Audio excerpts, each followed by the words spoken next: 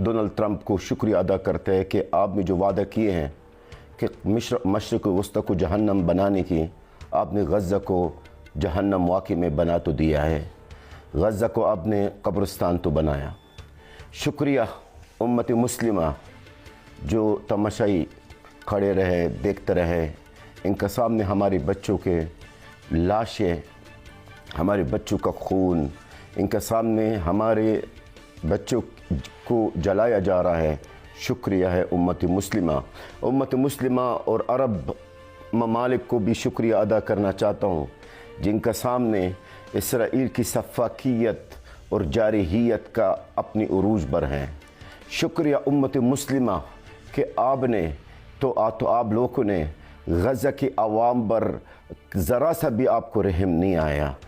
आपको और क्या मज़ीद चाहिए गज़ा के अंदर कि आप जागें? आपको और कितने लाशें चाहिए?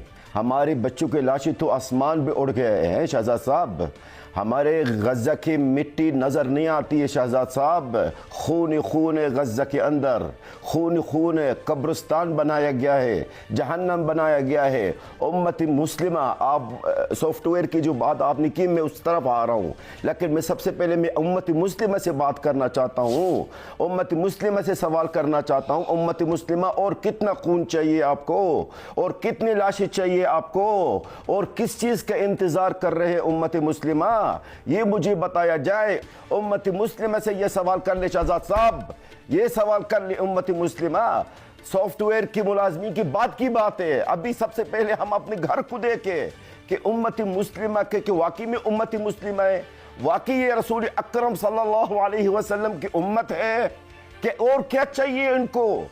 जब आपने जैसा फरमाया सॉफ्टवेयर की मुलाजमीन, जिनमें अक्सरियत मुसलमान भी नहीं है, वो गज़ा के आवाम की हक में एहतजाज, हमारे उम्मत मुस्लिमा मुज़म्मतों के अलावा इनके पास और कुछ भी नहीं है, इजलासों के अलावा और कुछ भी नहीं है। उम्मत मुस्लिमा के पास बयानात के अलावा और कुछ भी नहीं है। उम्मत मुस्लिमा को बताइएगा शहजाद साहब कि फ़लस्तीनी अवाम, गज़ा के बच्चे क़यामत दिन तक आपको माफ़ नहीं करेंगे। उम्मत मुस्लिमा को यह बताइएगा कि इसराइल और अमेरिका मिलकर उम्मत मुस्लिमा को आज़मा रहा है। 500 दिन से आज़माल तो लिया है, देख भी लिया है कि उम्मत मुस्लिमा के अंदर ईमान कितना है।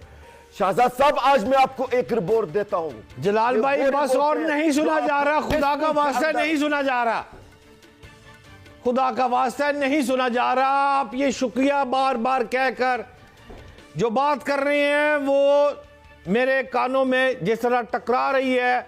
मेरे से अगला सवाल जो मैंने कह रहा, मुझे नहीं समझ आ रही मैंने आपसे क्या पूछना है, लेकिन जलाल भाई मुझे सिर्फ छोड़ दे आज सारे सवालों को। मैं आपसे इसी टॉपिक पे बात करता हूं कि जो हमारी 1 अरब 90 करोड़ मुसलमान हैं, और कौन सी ऐसी टेक्नोलॉजी है जो हमारी मुस्लिम उम्मा के पास नहीं है। मुसलमान उम्मत को अपनी जिम्मेदारी का एहसास भी है, लेकिन कहानी क्या है, क्यों हम इतने बेहिस हैं कि आपकी इस किस्म की गुफ्तगू सुन रहे हैं? क्यों? आपका क्या ख्याल है, हम बेहिस हैं? देखिए शहजाद साहब, हमारी उम्मत मुस्लिमा हो, अरब ममालिक और मुस्लिम उम्मा, मुस्लिम ममालिक के पास बहुत कुछ है, सब कुछ है। इसराइल को लगाम लगा सकते हैं, इसराइल को रोक सकते हैं, हमारे बहन भाइयों को गज़ा के अंदर पानी तो पहुंचा सकते हैं, पानी तो पहुंचा भी सकते हैं, लेकिन उम्मत मुस्लिमा के अंदर एक वहम है कि हम अमेरिका के खिलाफ खड़े नहीं हो सकते, अमेरिका के खिलाफ हम कुछ नहीं कर सकते, इसराइल के लिए कुछ नहीं कर सकते। आप मुझे ये बताइए, आज मैं आपसे सवाल कर रहा हूं शहजाद साहब, आज हमारी मुस्लिम उम्मा, मुस्लिम ममालिक का तादाद कितना है? 57। आज मैं एक तजवीज़ देता हूं जो मैंने भी दी है, कई लोगों ने भी दी है। आज अगर हर एक मुल्क से, हर एक मुसलमान मुल्क से एक नुमाइंदा होता है, एक रिप्रेजेंटेटिव होता है, और एक टीम बनके, टीम यानी 57 बंदा, यानी 57 बंदे, यानी 57 पर्सन्स, ये इकट्ठे होके गज़ा के बॉर्डर पे जाते हैं, अपने बहन भाइयों के लिए, अपने बच्चों के लिए ये पानी और ये खुराक ले जाते हैं। तो उनको क्या होगा? क्या इनको इसराइल बमबारी करेगी? क्या इसराइल इनको मारेगी?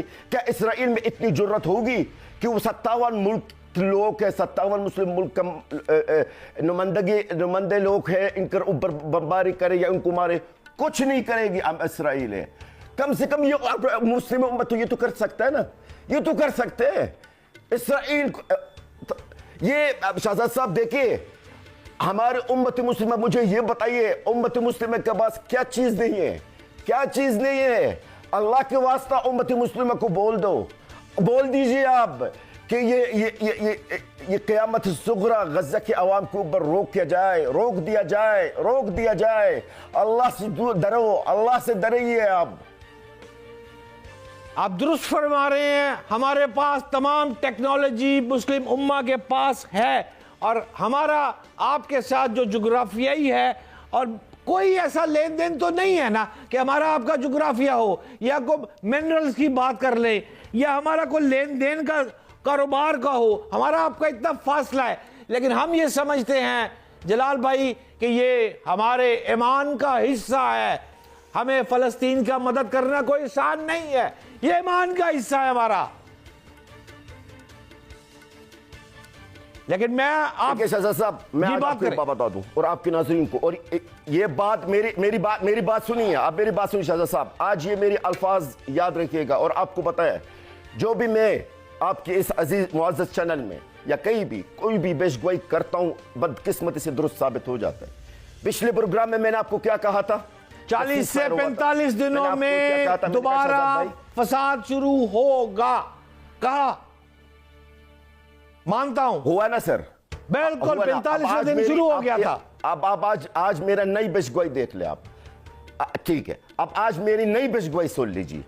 آج میں امت مسلمہ کو ایک پیغام دینا چاہتا ہوں، وہ یہ ہے، یہ جو اسرائیل اور ان کے ساتھ مغربی طاقتیں ہیں، وہ مسلمانوں کو آزما چکے ہیں. 500 دن سے آزما چکے ہیں.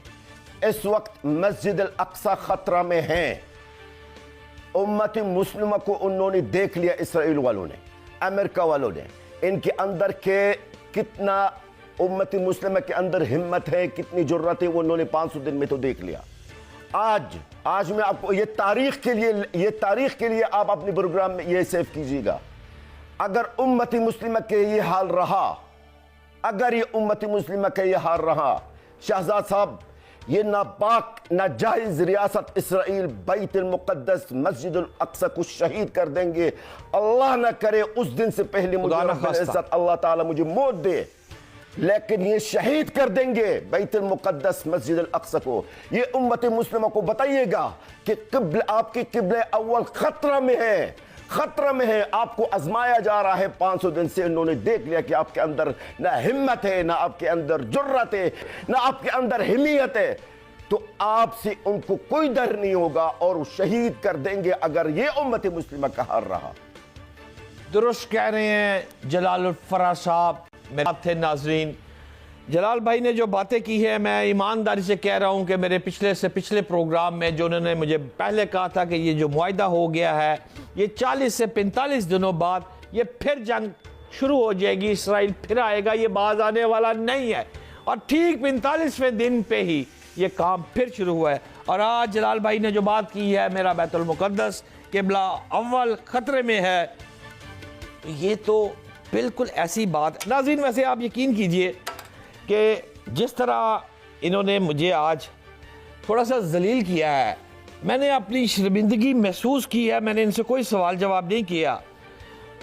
1 ارب 90 کروڑ مسلمان ہیں، اور ٹیکنالوجی اور ہر چیز مسلمانوں کے پاس ہے. اور جب ہم یہ کہتے ہیں کہ ہمارے ایمان کا حصہ یہ ہے کہ ہمیں اپنے مسلمان بھائیوں کی مدد کرنی ہے، تو پھر ہم فلسطین کی مدد پہ نہیں جاتے.